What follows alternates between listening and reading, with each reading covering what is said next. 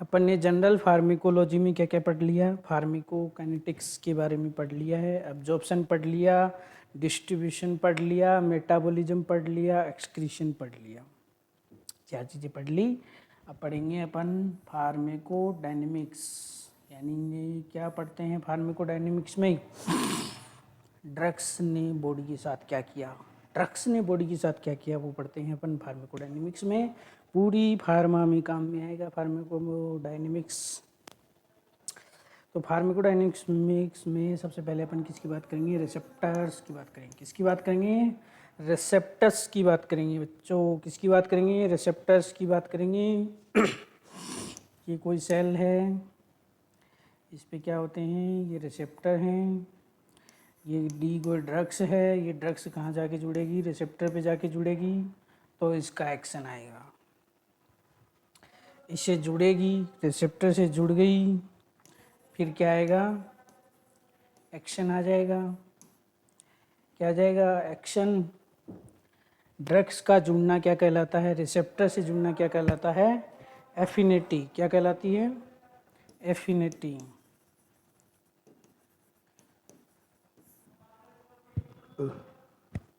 क्या कहलाता है, एफिनिटी। और जो एक्शन है वो क्या कहलाता है, इंट्रिंसिक एक्टिविटी। क्या कहलाता है, इंट्रिंसिक एक्टिविटी।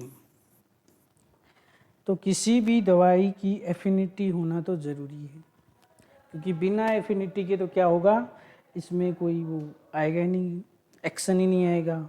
तो एफिनिटी होना तो ज़रूरी है। सबसे पहले ड्रग्स की एफिनिटी होना क्या है, ज़रूरी है, तभी क्या आएगा, एक्शन आएगा। लेकिन जो इनएक्टिव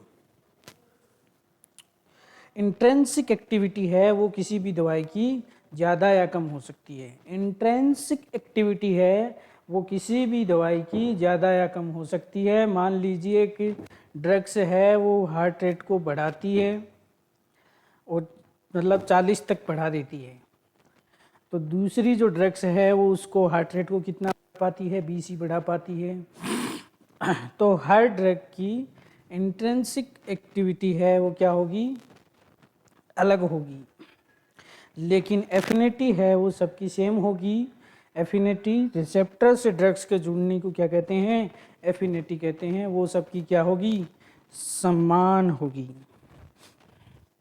तो इसके लिए अपन एक चीज़ पढ़ते हैं कि जो एगोनिस्ट, क्या एगोनिस्ट, और एक क्या होता है, partial agonist. Partial agonist, agonist और इनवर्स एगोनिस्ट। क्या, इनवर्स एगोनिस्ट, पार्शियल एगोनिस्ट, एक होता है एंटागोनिस्ट। क्या है, एंटागोनिस्ट। अब जो एगोनिस्ट होता है ना, वो क्या करता है, वो दवाई की मदद करता है, बहुत ज़्यादा मदद करता है। क्या करता है, दवाई की मदद करता है। जो भी ड्रग जो एक्शन दिखाती है उसमें क्या करता है, ये मदद करता है, यानी कि मैक्सिमम इंट्रिंसिक एक्टिविटी होती है इसमें। पार्शियल एगोनिस्ट है वो एगोनिस्ट से थोड़ी कम मदद करता है।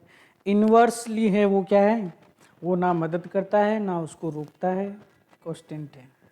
ठीक है। एंटागोनिस्ट है वो क्या करता है, वो रोक लगा देता है, वो कुछ नहीं करने देता है, ना करने देता है और ना कुछ खुद करता है। यानी कि ये क्या है, टिपिकल इंडियन है, ना करने देगा, ना खुद करेगा, ना किसी दूसरे को करने देगा। तो अगर मैं दर्शाऊँ इसमें, तो प्लस 0 से क्या हो सकता है, +1 तक। और पार्शियल एगोनिस्ट है वो भी क्या होगा, +0 to,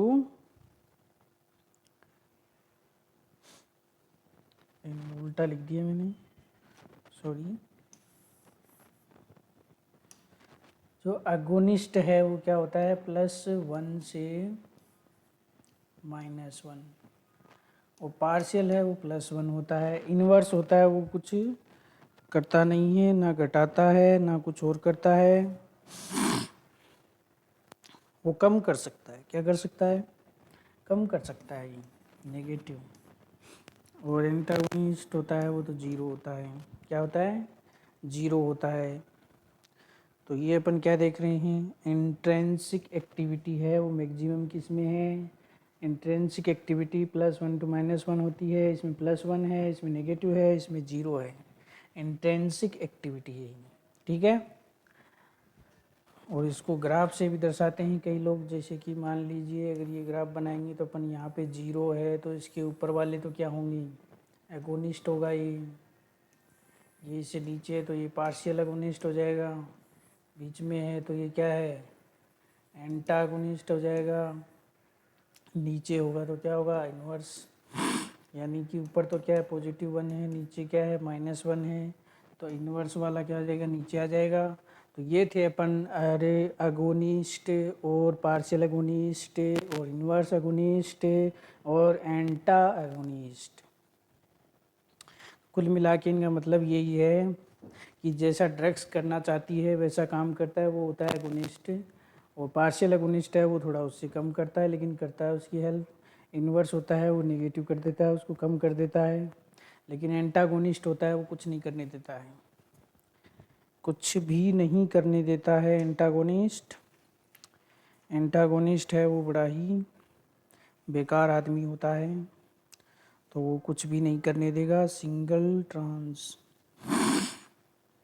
तो अब जो कुछ रिसेप्टर हैं उनके बारे में पढ़ेंगे अपन, जैसे कि अपन इनको एंडोक्राइन में भी पढ़ेंगे।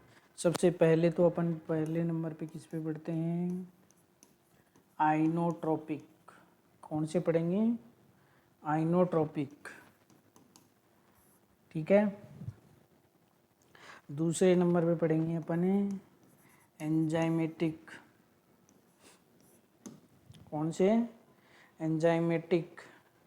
तीसरे पे अपन कौन से पढ़ेंगे? जीपीसीआर। चौथे नंबर पे अपन पढ़ेंगे इंट्रासेलुलर। कौन से?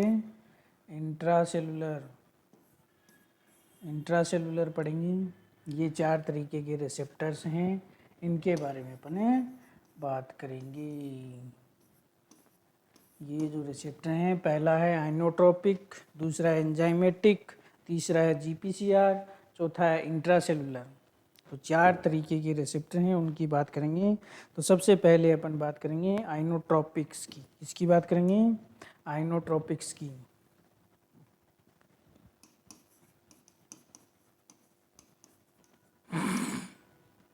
आइनोट्रोपिक की बात करेंगे। आइनोट्रोपिक में क्या होता है? ये अपनी एक सेल होती है, इस पे क्या होते हैं? कुछ चैनल्स होते हैं, है ना। इन चैनल्स पे क्या होता है? इन चैनल्स पे रिसेप्टर होते हैं, और ये कोई ड्रग्स है वो किससे जुड़ेगी? वो रिसेप्टर से जुड़ेगी। रिसेप्टर से जुड़ेगी तो ये चैनल क्या हो जाएंगी? ओपन हो जाएंगी। जैसे कि ताले में क्या लग गई? चाबी लग गई, ताला खुल गया, तो गेट भी क्या हो जाएंगे? चैनल्स भी क्या हो जाएंगे? ओपन हो जाएंगे। तो सबसे ज़्यादा अपने को सबसे फास्टेस्ट एक्शन अपने को कहाँ चाहिए? ब्रेन में, सीएनएस में। तो सीएनएस में कौन कौन से होते हैं? गाबा, गाबा कौन सा होता है? गाबा। और एनएमडीए, एनएमडीए ये भी कहाँ होते हैं? ब्रेन में ही होते हैं। एएमपीए, एएमपीए ये भी कहाँ होते हैं? ब्रेन में होते हैं। एक अपन पढ़ते हैं एनएम रिसेप्टर, एक अपन पढ़ते हैं एनएम, यानी कि नर्व और मसल्स के बीच में जो एक्शन पहुंचाना होता है, और नर्व नर्व के बीच में पहचान एक्शन पहुंचाना होता है, तो वो क्या होते हैं? N N. और एनएम होते हैं वो कौन से होते हैं? नर्व और मसल्स के बीच में होते हैं। और एक सीरोटोनिन का भी होता है, 5-HT3 सीरोटोनिन। इनको तो भूल ही गए, खुश रखने वाला, खुश मिजाजी। तो ये क्या हो गए अपने? आइनोट्रोपिक हो गए। अब एंजाइमेटिक देख लेते हैं। एंजाइमेटिक, एंजाइमेटिक है वो क्या करते हैं? वो बड़े ही रईस होते हैं। ये क्या होते हैं? बड़े रईस होते हैं। इधर तो क्या होता है एंजाइम, इधर बाहर क्या होती है, दवाई होती है। यहाँ पे क्या होती है, दवाई, यानी कि बाहर से ही दवाई सेल के अंदर काम कर देगी, अंदर नहीं आएगी इसको क्रॉस करके। ये कौन से होते हैं,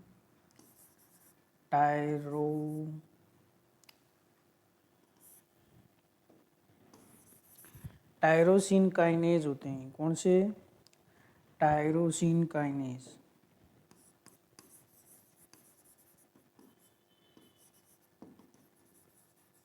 टायरोसिन काइनेज रिसेप्टर होते हैं, वो कौन कौन से होते हैं, पिक याद है, पीआईजी पिक, प्रोलेक्टिन और इंसुलिन और ग्रोथ हार्मोन। ये चारों क्या होते हैं, टायरोसिन काइनेज के ही होते हैं। तो ये थे एंजाइमेटिक रिसेप्टर। दवाई है वो बाहर से काम कर देती है, मेम्ब्रेन को क्रॉस करने की ज़रूरत नहीं है ड्रग्स को। तो ये कौन से होते हैं, एंजाइमेटिक होते हैं। वैसे तो अपन ने मेडिसिन के एंडोक्राइन में भी पढ़ा है ये।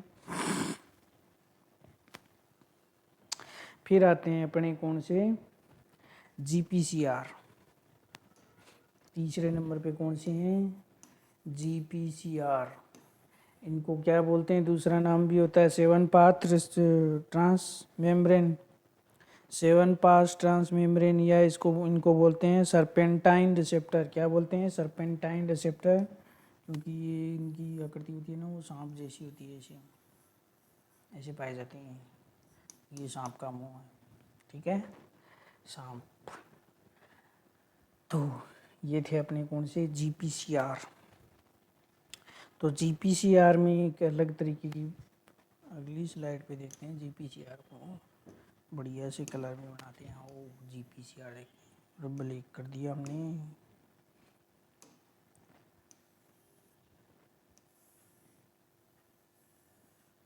ये सेल है, ये यहाँ पे क्या है, रिसेप्टर है, मान लीजिए क्या है, बीटा रिसेप्टर है। तो बीटा रिसेप्टर पे कौन कौन आके जुड़ता है, बीटा रिसेप्टर पे कौन जुड़ेगा, एंड्रोजनिक, एड्रेनलिन, दवाई दिया आपने एड्रेनलिन, ये आके जुड़ेगा। तो ये क्या करेगा, ये जी प्रोटीन को स्टिमुलेट करेगा। किसको करेगा, जी प्रोटीन को स्टिमुलेट करेगा। और ये किस में टूट जाएगी, एक्टिव और इनएक्टिव में टूट जाएगी। किस में टूट जाएगी, एक्टिव और इनएक्टिव, दो पार्ट में टूट जाती है। और इससे क्या होता है, साइक्लिक एएमपी है वो इंक्रीज हो जाता है। क्या हो जाता है, साइक्लिक एएमपी इंक्रीज हो जाता है। और जब इसी सेल पे क्या होता है, ये दूसरी सेल है अपने पास, इस पे क्या है, अल्फा रिसेप्टर्स हैं। क्या है, अल्फा रिसेप्टर्स हैं।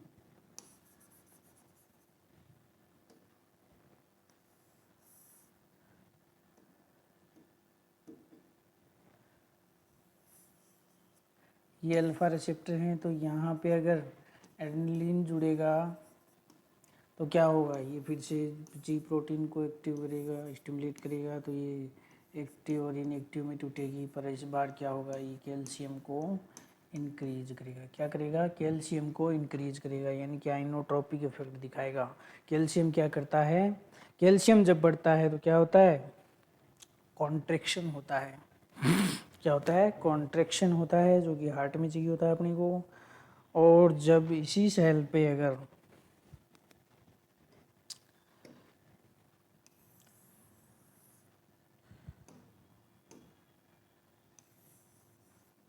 ये M2 रिसेप्टर हैं, इस पे एसिटाइल कोलिन जुड़ता है। तो ये भी क्या करता है, जी प्रोटीन को स्टिमुलेट करता है।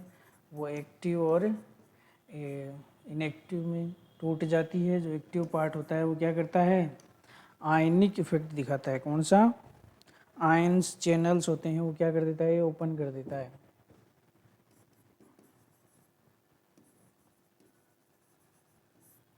ठीक है, तो ये अलग अलग चीज़ होती है। बीटा रिसेप्टर स्टिमुलेट होता है तो क्या होता है, साइक्लिक एएमपी बढ़ जाता है। अल्फा होता है तो कैल्शियम इंक्रीज हो जाता है और जब M2 रिसेप्टर है एसिटाइलकोलिन जुड़ता है तो क्या हो जाता है, आयनिक चैनल है वो क्या हो जाते हैं, ओपन हो जाते हैं। अब जो ये जो अपन जो प्रोटीन की जो बात कर रहे थे ये क्या है, ये प्रोटीन है ना, ये प्रोटीन ये 3 चीज़ों से मिल के बनी हुई होती है, अल्फ़ा बीटा गामा, ठीक है, GDP एंड GTP, ठीक है, डाई और ट्राईफॉस्फेट बाइंडिंग प्रोटीन है ये। जब GDP होता है ना, GDP, तो ये तो इन तीनों को क्या रखता है, जोड़ के रखता है, यानी संयुक्त फैमिली बनाने में विश्वास रखता है GDP। लेकिन जो GTP है वो क्या करता है, जब इसी सेल पे क्या जुड़ जाएगा, GTP जुड़ जाएगा,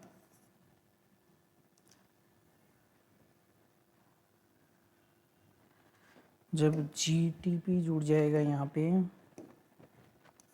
कौन बाइंड कर जाएगा, GTP, तो ये क्या करेगा, ये इनको तोड़ देगा, यानी कि बीटा और गामा तो एक साथ चले जाएंगे, अल्फ़ा एक तरफ हो जाएगा। तो अब ये GTP यहाँ पे इसके साथ जुड़ा हुआ है, अब इसका भी कभी ना कभी एक्शन तो ख़त्म होगा, तो इसके अंदर कुछ एंजाइम होते हैं, GTPase एंजाइम होते हैं, जो क्या करते हैं, इस ट्राई को क्या कर देते हैं, दोबारा डाई बना देते हैं, क्या बना देते हैं, डाई बना देते हैं दोबारा।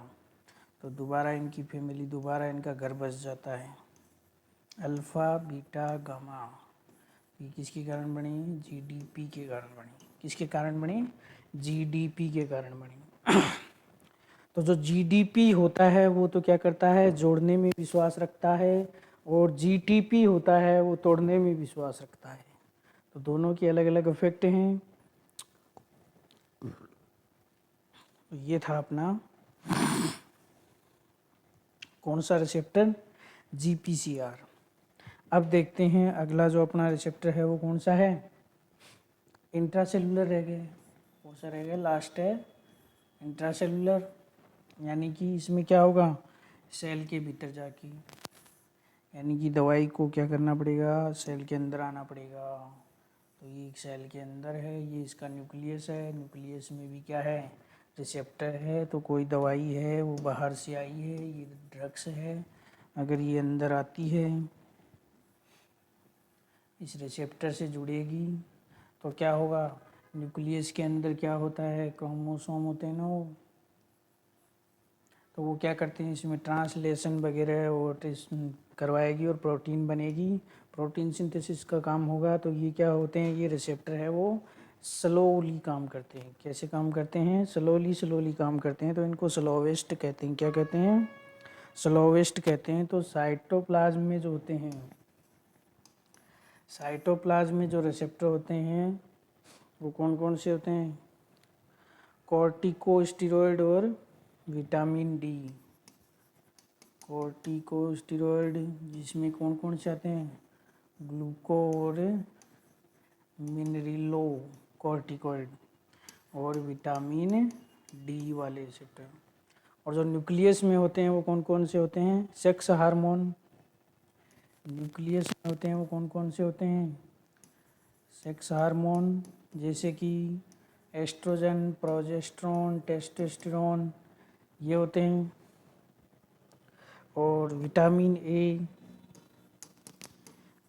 ए T3 और T4, ये इंट्रासेलुलर की साइटोप्लाज्मिक और ये न्यूक्लियस, 3 तरीके के हो गए। ये थे अपने रिसेप्टर 4, रिसेप्टर्स के बारे में बता दिया गया है। अब अपन पढ़ेंगे रेस्पॉन्स कर्व, DRC, क्या पढ़ेंगे, DRC, डोज रेस्पॉन्स कर्व। तो जब अपन एक कर्व बनाते हैं इसके बीच में रेस्पॉन्स और डोज, तो कैसा कर्व आता है, ऐसा कर्व आता है। इसको क्या बोलते हैं, हाइपरबोलिक, हाइपरबोलस, हाइपरबोला।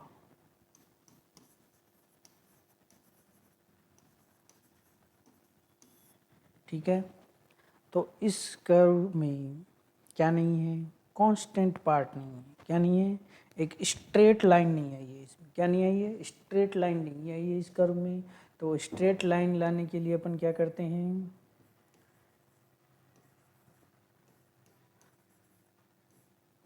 लॉगरिथम डॉज देते हैं इसको।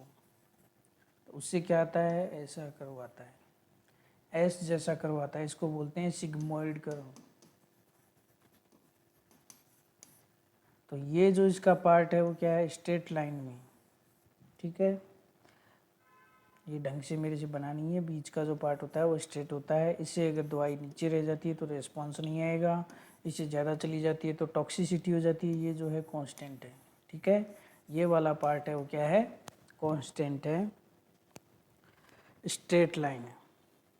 तो लिथल डोज, ये sorry long dose, longitudinal dose और रेस्पॉन्स अपन ने देख लिया है। अब देखेंगे अपन पोटेंसी और एफिकेसी, इसकी बात करेंगे। पोटेंसी और एफिकेसी की। पोटेंसी होती है, पोटेंसी पावर, इसको डिनोट करती है, पावर को डिनोट करती है। और एफिकेसी, एफिकेसी है वो किसको बताती है, ये मैक्सिमम इफेक्ट को बताती है। क्या बताती है, मैक्सिमम इफेक्ट। ठीक है, मैक्सिमम इफेक्ट को बताती है। पोटेंसी पावर को बताती है, कितनी पावर है।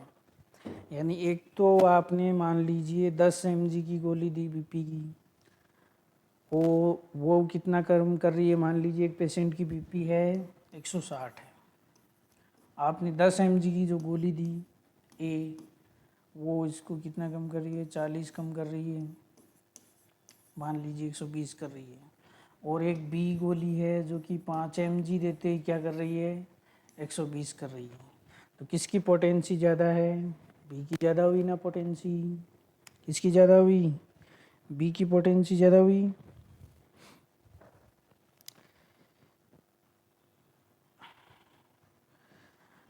अब देखो अपन देखेंगे एफिकेसी।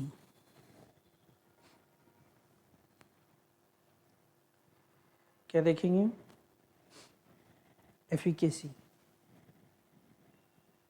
नहीं, उसकी एफिकेसी मैक्सिमम इफेक्ट है, उल्टा बता दिया मैंने। ये बी में क्या होगा, मैक्सिमम एफिकेसी आ रही है, 5 mg देते ही उसका इफेक्ट आ रहा है, मैक्सिमम इफेक्ट आ रहा है। और इसकी 10 mg दे रहे हैं तो ए की पोटेंसी है वो क्या होगी, ज़्यादा होगी, है ना। पोटेंसी, कोई दूसरा एग्जांपल ढूंढते हैं पोटेंसी के लिए।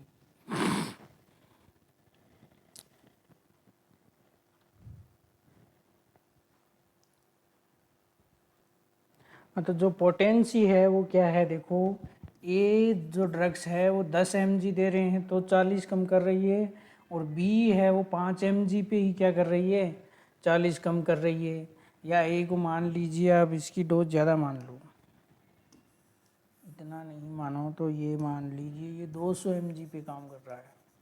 200 mg पे ए ड्रग्स है वो 120 पे ला रही है बीपी को।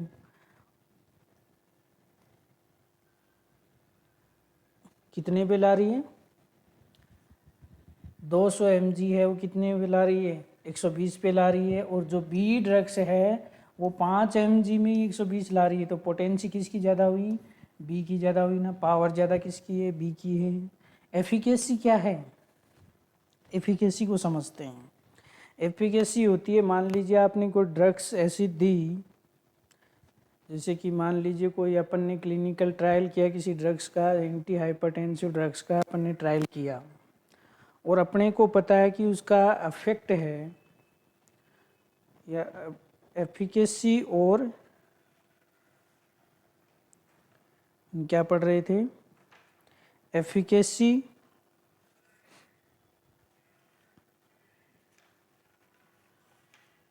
और अफेक्टिवनेस। क्या पढ़ेंगे,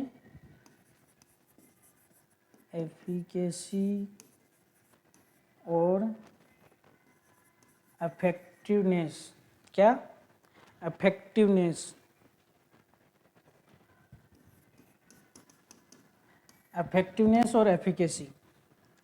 अब जो एफिकेसी है वो क्या बताती है, मान लीजिए कोई ड्रग्स है, उसमें अपने को पता है कि एंटी हाइपरटेंसिव ड्रग्स है, वो अपन अगर 10 mg दे रहे हैं किसी पेशेंट को, तो वो कितनी कर रही है, मान लीजिए 160 से कितनी कर देगी, 120 कर रही है, यानी 40 कम कर रही है।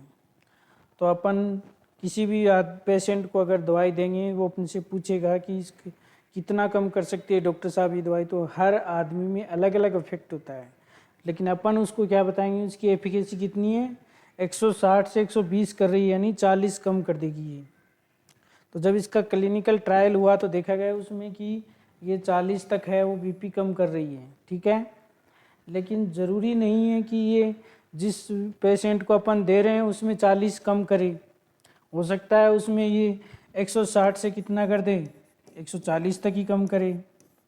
तो हर आदमी में अलग अलग वेरिएशन होता है, और किसी में ये क्या कर सकती है, 160 से कितना कर सकती है, 120 भी कर सकती है, यानी 40 भी हो सकता है इसका, यानी ये और ये क्या है, सेम है इफेक्टिवनेस। तो ये तो एफिकेसी तो क्या होती है, कंट्रोल, और जो इफेक्टिवनेस है वो क्या है, क्लिनिकली है, क्या है, क्लिनिकली है। इफेक्टिवनेस है वो क्या है, क्लिनिकली है, और एफिकेसी है वो क्या है, कंट्रोल। तो अपन अब एक ग्राफ बनाते हैं डोज और रेस्पॉन्स के बीच में।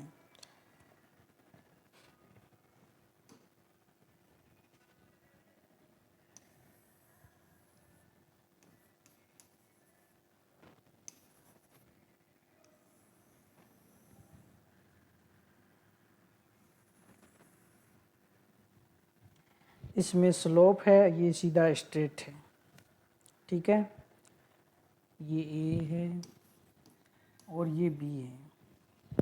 अब मान लीजिए किसी आदमी को क्या नहीं आ रही, नींद नहीं आ रही, पहले उसको क्या हो रहा है, नींद नहीं आ रही, तो अपन क्या देंगे उसको, डिप्रेस, इंसोम्निया में है, नींद नहीं आ रही, तो स्लीप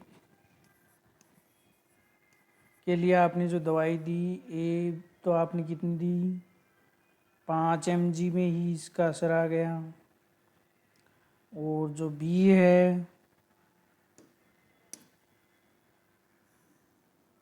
वो आपको कितनी देनी पड़ रही है, 10 mg देनी पड़ रही है।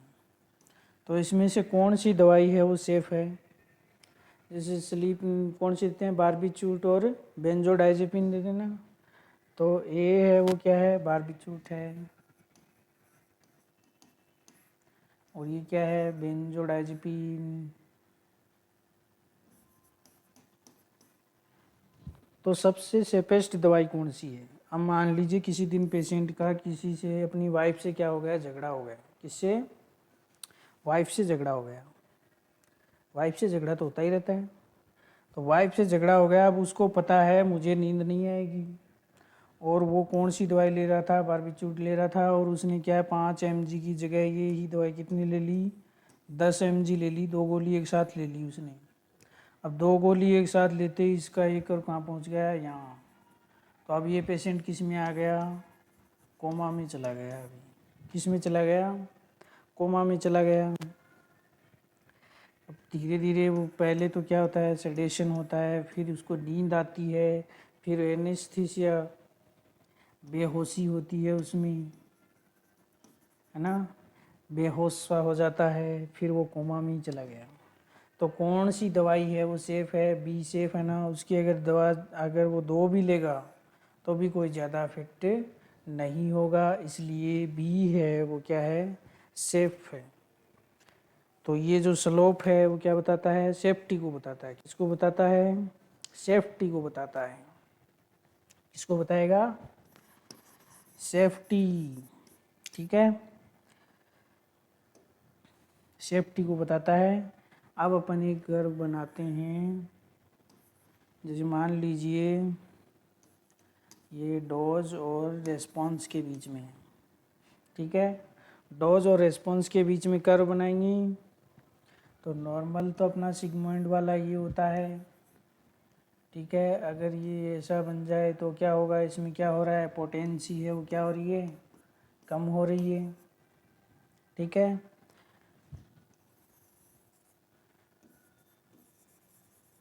डोज रेस्पॉन्स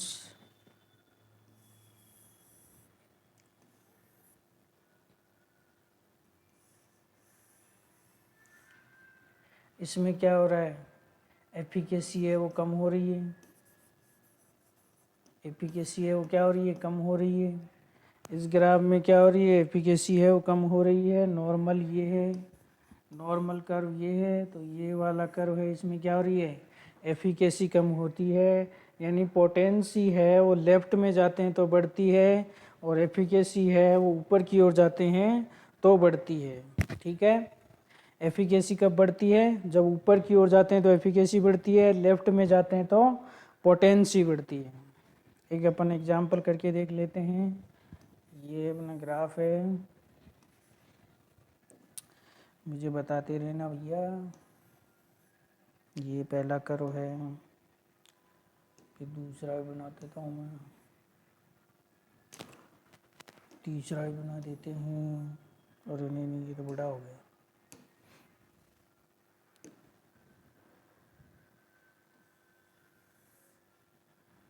अब ये तो क्या है, ये ए है, ये बी है, ये सी है। अब अपन लिखेंगे पोटेंसी। तो पोटेंसी है वो किसकी ज़्यादा है, मुझे बताइए। इन तीनों में से पोटेंसी किसकी ज़्यादा है, पोटेंसी है वो ए की ज़्यादा है, फिर बी की, फिर सी की। ठीक है। अब अगर अपन एफिकेसी देखेंगे तो एफिकेसी वो सबसे ज़्यादा किसकी है, बी की है, फिर किसकी है, ए की है, फिर सी की सबसे कम है। देखो थोड़ा तो गैप है, देख लो इतना गैप है इन दोनों के बीच में। तो ऊंचा कौन है, ए वाला है, तो ए वाले की ज़्यादा हो गई। तो ये हो गई एफिकेसी, ये हो गई पोटेंसी। तो एफिकेसी और पोटेंसी अपने को देखनी आनी चाहिए। तो ये वाला जो ग्राफ था अपना, ये तो क्या था, कॉम्पिटिटिव, ये क्या था, नॉन कॉम्पिटिटिव। ठीक है। ये लॉन्गिट्यूडल डोज होती है।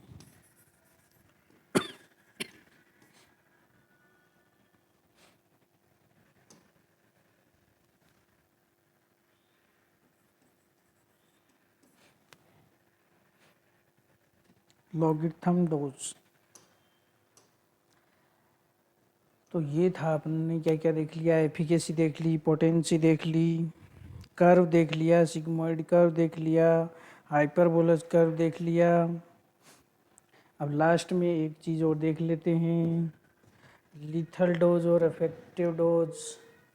कौन सी, एक तो लीथल डोज होती है और एक इफेक्टिव डोज होती है। 50-50 करके लिखा हुआ आता है ना। और ये किसको दर्शाते हैं, ये थेरेपेटिक इंडेक्स को दर्शाते हैं। थेरेपेटिक इंडेक्स बराबर lethal dose upon effective dose. अब मुझे एक बात बताओ, अगर लीथल ड्रग्स है तो वो क्या करती है, यानी कि जिस भी एनिमल में अपन देंगे तो वो एनिमल मर जाएंगी। यानी कि अगर लीथल डोज की हाई डोज है, इसकी हाई डोज पर अगर कोई एनिमल या कोई आदमी मर रहा है तो ठीक है ना, दवाई काम की है, क्योंकि लो डोज तो दे ही सकते हैं उसकी। अगर अफेक्टिव के अंदर लो डोज देते क्या हो रहा है, अफेक्ट आ रहा है, तो वो अच्छी दवाई है। लो देंगी, डोज कम देंगी तो क्या आ रहा है, इफेक्ट आ रहा है, तो अच्छी बात है। और हाई डोज पे क्या होनी चाहिए, लिथल, यानी कि इस पे लिथल डोज वो होती है जिससे क्या होता है, एनिमल्स या आदमी हैं वो क्या हो जाते हैं, ख़त्म हो जाते हैं। क्लिनिकल ट्रायल्स करते हैं लोग, तो जो लिथल डोज होती है उसकी अगर हाई डोज पे अगर लिथल डोज मौत हो रही है पशु की या आदमी की, तो वो क्या है, एलडी। और अफेक्टिव डोज है वो क्या है, थोड़ी सी डोज देते ही अफेक्ट आ जाए दवाई का, दवाई की थोड़ी सी डोज देते ही बीमारी ठीक हो जाए। तो जो थेरेपेटिक इंडेक्स है वो क्या दर्शाता है, सेफ्टी को दर्शाता है। किसको दर्शाता है, सेफ्टी को दर्शाता है। किसको दर्शाता है? सेफ्टी।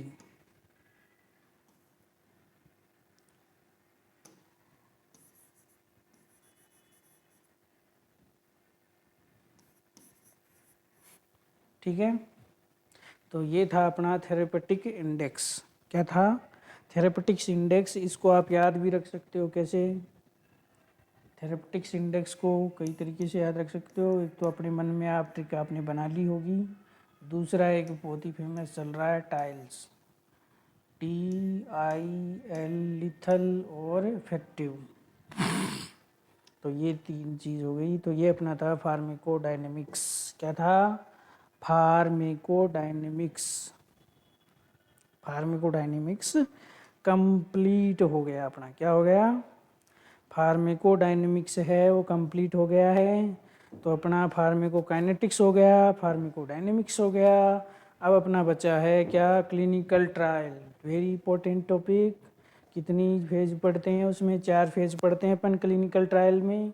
उनमें भी अपन क्या देखते हैं? एफिकेसी देखते हैं। पोटेंसी तो नहीं देखते, पोटेंसी भी देखते हैं लेकिन एफिकेसी वेरी वेरी इंपॉर्टेंट। ठीक है, कौन सी फेज में मैक्सिमम होती है, कौन सी फेज में वो ख़त्म हो जाती है, कौन सी फेज के बाद में वो मार्केट में आती है दवाई, पोस्ट मार्केटिंग, ये सब अपन देखेंगे किसमें? Clinical trials. तो एक तो वो बचा है, एक कॉम्पिटिटिव और नॉन कॉम्पिटिटिव के बारे में बताएंगे, वी मैक्सिमम के मैक्स, उसके बारे में भी पढ़ना है। ये टॉपिक अपने इम्पोर्टेंट हैं, वो बचे हुए हैं अभी। अब नेक्स्ट क्लास में अपन क्लिनिकल ट्रायल ही देखेंगे, फेज देखेंगे 4 क्लिनिकल ट्रायल की। धन्यवाद।